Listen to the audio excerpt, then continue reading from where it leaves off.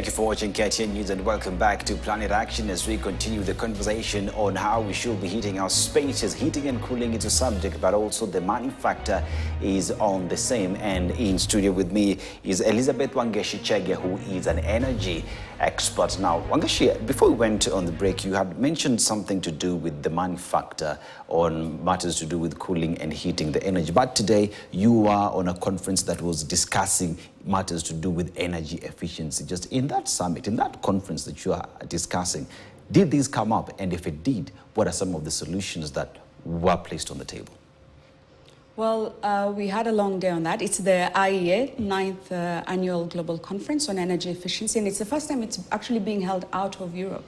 And Kenya is has been in a position to actually host it, which is fantastic. We have over 500 people who turned up and a lot of collaborations happening. So one of the things that came out of there is definitely SDG 17. Mm-hmm. We need to collaborate to get this solutions to actually be in play. But the other things that came out was that the targets that were set at COP28 for doubling energy efficiency, which we've started looking and talking to the governments and seeing how they're actually looking to have a roadmap to double energy efficiency. It's not yet a priority as it should be. And they're grappling on certain things. For example, something as simple as lighting. We've talked about lighting even, with affordable housing. It's using the passive solutions that we can start seeing that we're being efficient, but also the fixtures themselves. But these need to have programs that actually are in play. For programs to work, they've actually said we need investment. So one of the things that was mentioned is that the investment that's flowing to energy efficiency is not enough. It has never been enough, and especially investment coming to our countries here in Africa is not adequate to support energy efficiency. And the reason why we're talking about energy efficiency and keeping people here for 2 days, the main opening is tomorrow, is that it cuts across. I know we talked about buildings earlier. It cuts across our transport sector, e-mobility. I know we've got an e-mobility policy, but that has to be efficient as well. This borders being electric, they have to be efficient. If you really think about it, our sectors have to be efficient, agricultural sector. And one main thing that we're really looking at tomorrow is the grid being efficient. We know what we've suffered locally on the grid. Don't go there, don't go there. We're not going to go there today. There's a huge opportunity to double our energy efficiency in the country. If we look at our grid efficiency, we know that we have a high number, over 90% of our energy is from renewable energy sources most of the time. But at the same time, because we don't have electricity, people go to generators. So we don't want to encourage that. We need to have our grid to be efficient and resilient as well, so that we don't suffer blackouts because there's a storm or one other thing. The other thing we're discussing is where's the investment, first of all, coming from? We've noted that even if it's philanthropies, they're not really focusing on energy efficiency. They're focusing on other matters. I know renewable energy really gets the spot. People understand it because they've seen solar panels, they've seen wind turbines. But even for those to stand there and supply, the first thing you need to consider is energy efficiency and actually lowering the demand so that with the one, for example, wind turbine, you can power more. So we normally say energy efficiency is actually the power to do more, the power to have the comfort we talked about, and the power to save money. I mean, who doesn't like saving money? So if you can see that you're saving money by being efficient in your house, when you look at the things that you're using, your electric kettle, your microwave, your refrigerator, and also your light fittings. A lot of people say, yeah, I'd like to save the money, but where do I get the money to buy a new one so that I can get rid of this old thing here that's actually using a lot of energy?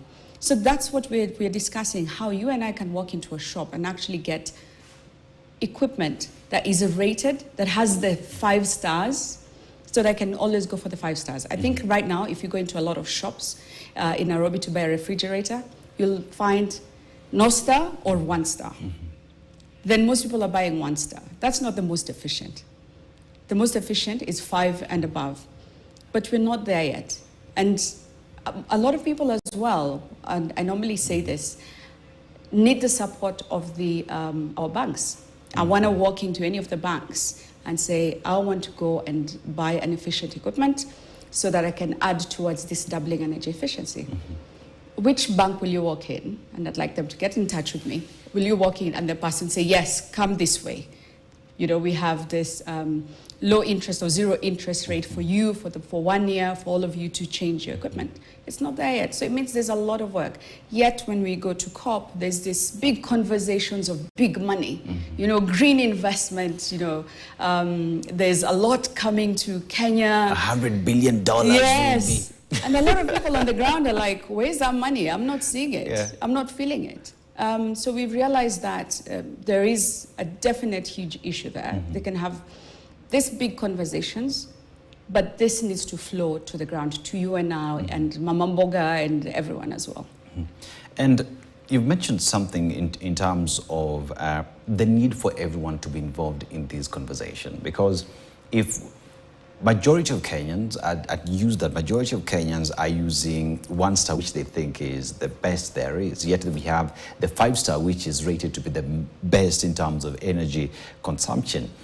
That means that people, first of all, do not know what they should be having in their homes. That means Kenyans, whatever it is they're using does not help their case in terms of being efficient in their houses.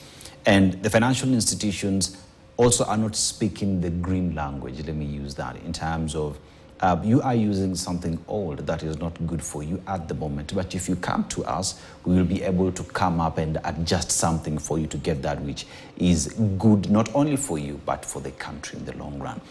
Therefore, in terms of this information getting to the people, the banks speaking the same language that the government is, that COP28 is, that Wangeshi is talking about. How much work do we have? We have a lot, but also we need our own willpower. We need to demand for it. And I mean, it's one of the reasons I accept to be here to talk about this, so that more people demand for this. If it's just Elizabeth on her own, then, you know, I've been talking about this for a long time. But we need all of us as Kenyans to say, yeah, we want to save that money that we're talking about in energy efficiency. We want to save on our equipment. Yes, definitely, we don't want to have floods and extreme temperatures. We're thinking about ourselves and our kids. So the first thing is, yes, we need that. And with the numbers that we're seeing that can happen in saving the global greenhouse gas emissions, if we just shift to the 5-star, for example, it's a huge dent. You know, we're talking about buildings being 40% part of the issue of greenhouse gas emissions. Energy itself, from buildings that have gone for green certification, can go up to 40% in saving energy. So can you imagine your house being able to save energy by 40% and how much you'll save on that? I note that the Central Bank of Kenya has, the regulator has actually opened up for stakeholder input for a taxonomy on what green buildings are. And they've actually encouraged people, experts, to actually go in there and comment on it. It's actually on their website. I think if you Google it, you can find it. So this is where we need to say exactly what should be in a green building, so that they're able to regulate the lending that would go out for this equipment. So I think we are kind of there, but we need to do more. The communication part is very low. You know, if you come out of Nairobi, actually most of Nairobi are not doing that, you know, our Nairobians. If you come out of Nairobi, there's very few people who will say, you know, I understand energy efficiency or I understand cooling. But if you go plant trees, or if you see where people are, especially around markets or on the roadside selling, you know, something, the sweets, the KSLs or something, you'll find them under trees. So they're actually using passive solutions. And the first place people congregate or try to park their cars is under trees. You know, those are the first slots that are taken. So that element of linking what we are asking, first of all, have the passive solutions, and banks need to come in to support any passive solutions that we're looking at. If we need to replan Nairobi, the people are there to do it. I'll give you a story. Dubai went on hold back in 2006, 2007. There was all these designs that was stopped because it wasn't performing very well with their greenhouse gas footprint. But they stopped. And they said, We haven't written the standards yet, but we need to stop all the designs, because by the time someone is designing a building now, to be built in 2-3 years' time, they need to have considered energy efficiency, cooling, the floods. The building has to be resilient, but they're not doing that. You'll find the designs are copy and paste, perhaps, not really relooking at this planning we're talking about, not considering weather. So by 2030, as you know, one of the main SDG goal dates, we'll still have buildings and built environments and houses and homes that cost us more money than we should be spending. And a lot of our bills are actually the artificial systems that we need to turn on. And we find the informal settlements are actually paying for more than other areas because they have to have their lights on the whole day, most of the day. If they have a fan, if they're lucky enough, it's going to be on most of the time. At the same time, they need to buy water, need to buy clean water. And where does their waste go as well? So there's all this added increment living costs that we really need to consider if we're going to have a resilient city. But coming back to the financial institutions, these are some of the, beyond the social, economic, CSR things they do. This should be in the center of sustainability of their business. Because if you're able to save money, what do? What do a lot of people do? They spend more. Yeah. So if you can save money, you're actually building up towards having people paying their mortgages faster, the ones who have mortgages, and we have seen that as well. And people buying more efficient equipment and actually lifting themselves out of poverty, being able to, you know, get that nutritious food we're talking about on cold chains as well. But now we're getting into a mode of survival, that one person is one paycheck away from, you know, being broke, having to move out to somewhere else. And it's just these things that we're piling on. And even when we talk about affordable housing, it's not affordable housing for day one, for when you buy it. It's affordable housing for living in that building. And your monthly pay and whatever you're paying out should be affordable. And it should be considerate that you're not just going to live there alone if you get an affordable house on your own right now. You'll get a wife, you'll have kids. So the population is increasing. So we need to consider all these things. And this is why, for example, at Sustainable Energy for All, we've focused our office here in Kenya to really get back to the basics of these climate conversations. Energy efficiency and cooling, and supporting this conference, which cuts across all these elements I've talked about. We're talking about energy efficiency in buildings, in clean cooking, in transport. We talked about e-mobility. And many other elements, and then we culminate it with investments. Global investments coming into the region, but also the investments getting to the people on the ground. So Wangeshi, there's something you've said, and it has got me to think about what it is. We celebrate a lot that this country, we are consuming about 90% of green energy. And we are pushing to also have the solars and whatever guys to come and invest in this country, which is a good thing that you're consuming green energy. But question then after that is, how are we consuming this green energy? Is it in a sustainable manner? Therefore, as we keep on investing in all these wind turbines, in solar, in hydro, and how we're spending it, how we're consuming it becomes the big question, because it seems like you're not doing anything at all. I am guilty of the same as well. Therefore, as the government, in terms of coming up with a policy on intentional energy sustainability and efficiency, how soon should we see that on the table and a requirement for every other developer, every other business that is coming up to be energy efficient moving forward? Because if a region can use, say, 10 solar panels and you can power 100 houses, as opposed to having 10 solar panels for 10 houses, we are not making sense. So in terms of having a policy that is addressing energy efficiency, how soon should we have that, as much as we're planting trees? Well, we definitely have policy instruments. So Kenya has or launched the Energy Efficiency and Conservation Strategy back in 2020. And we were involved in that. So that cuts across all these sectors I've talked about. It's been very instrumental in creating a roadmap and creating a way that we can measure ourselves.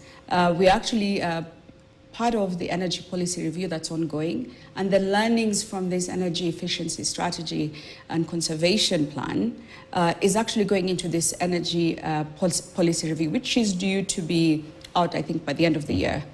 I think more so it's people knowing about it. Yes. And people being part of the solution.